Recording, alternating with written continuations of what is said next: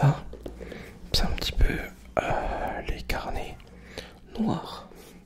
C'est-à-dire que quand j'ai décidé, quand j'aurai des choses à dire, ben, j'écris. Voilà, c'est un moyen de m'évader. Mais juste avant de commencer cette vidéo, ça n'est pas encore fait, je t'invite à t'abonner, liker, partager et commenter la vidéo. Ça me fera plaisir et ce qui permettra aussi de faire encore évoluer un peu plus la chaîne. Alors, je vous ai expliqué il y a quelques semaines de ça mon envie d'écrire. Voilà, j'avais écrit quelques trucs. Là ici, j'ai une bonne partie du livre qui est fait à la main. Donc j'avais commencé à écrire au crayon de bois. Mais avec le temps, ça s'efface. Bon, c'est pas non plus important, mais les endroits s'effacent. Et du coup, j'ai continué au stylo, comme tu peux le voir là. Voilà.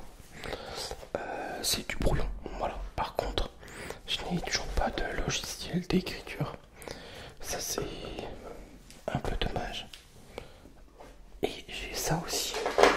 Hop. Voilà. J'ai plein de contenu de feuilles remplies du temps à l'époque où j'avais fait les mini-reportages sur mon métier qui, pour l'époque, avait cartonné. Ça faisait 25-30 000 vues. Enfin, voilà quoi.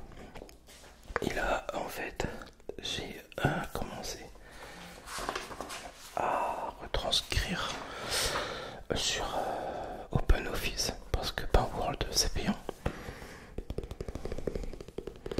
Et en fait, ça me plaît pas du tout. Ça me plaît pas du tout. J'arrive pas en fait à écrire le début.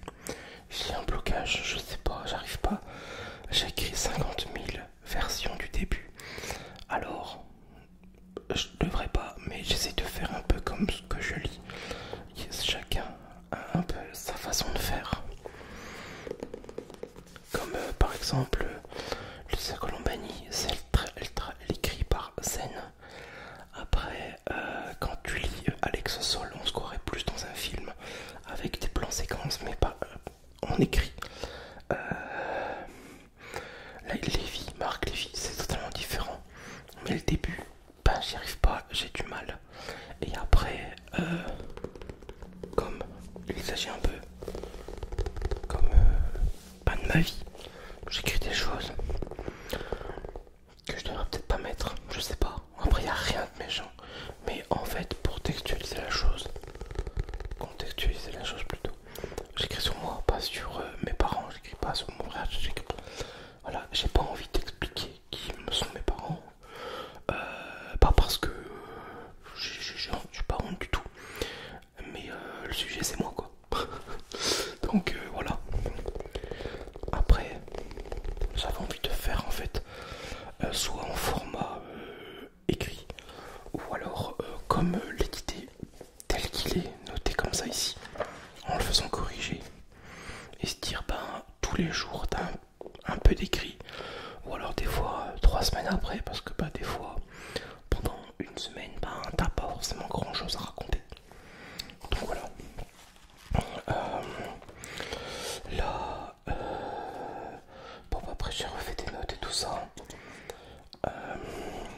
Je sais pas si je pourrais lire un peu un extrait. Ouais. Là attends, ça c'est le 10-04. Des fois c'est très court en fait. Table posée, terrain débroussaillé et arbre taillé. J'ai été enfin chercher le restant de mes affaires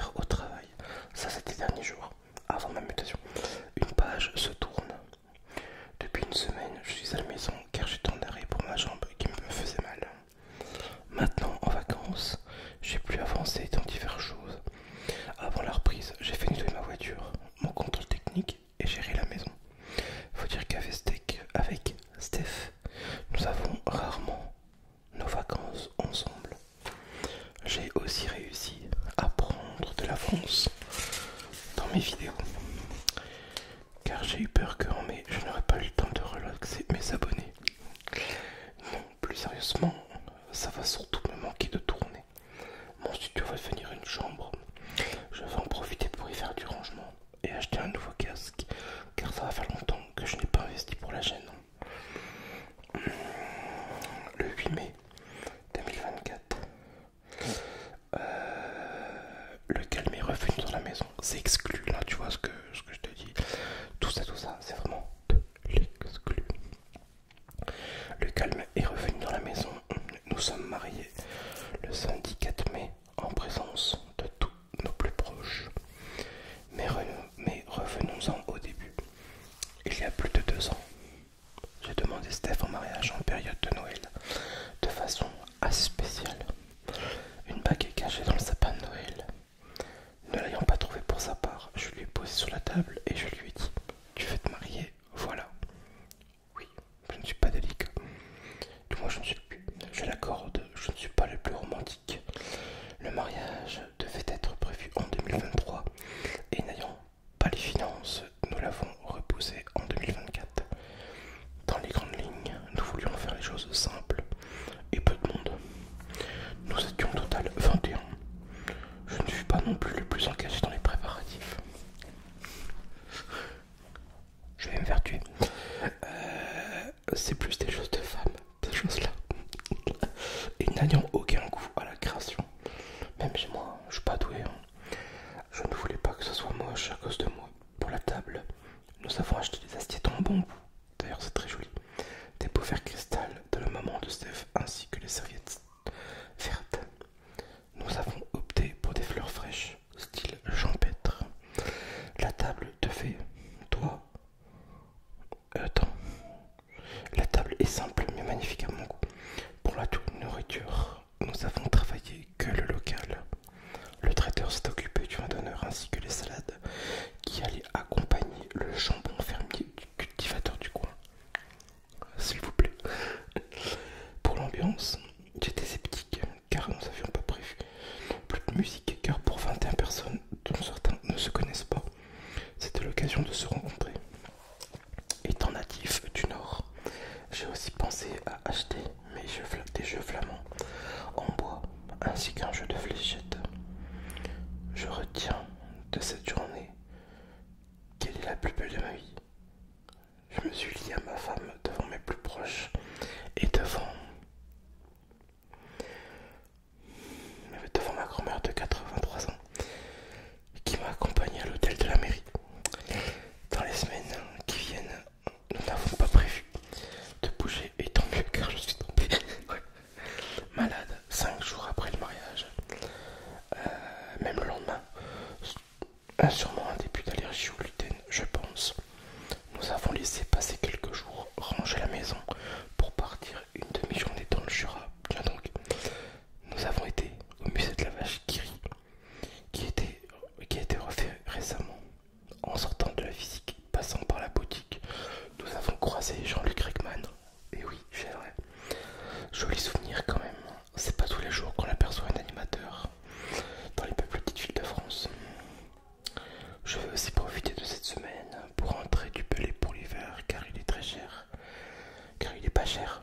Et aussi profiter de mes derniers jours pour aller chercher mon Karcher et me reposer.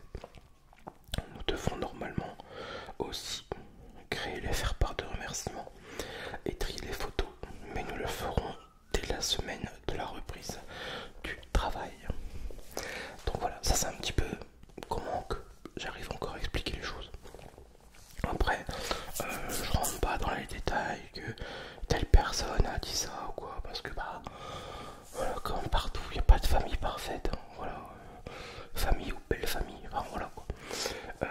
Et encore, moi franchement, je peux vraiment pas me plaindre.